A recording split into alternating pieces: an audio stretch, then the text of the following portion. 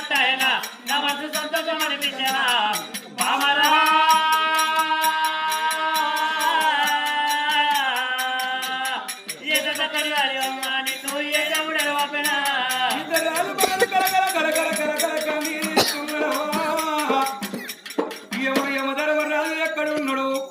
కంట మొగలు కూడా కూర్చుని రాగ బిడ్డాని ఇవ భాష వెయ్యంగానే గానాడు కన్న తల్లి ఏమన్నది ఆనంద మహారాజు ఏమన్నాడయ్యా పోయ మదరమ రాజా లంగతనము చేసి నోరికి దొంగతనము చేసి నోరికి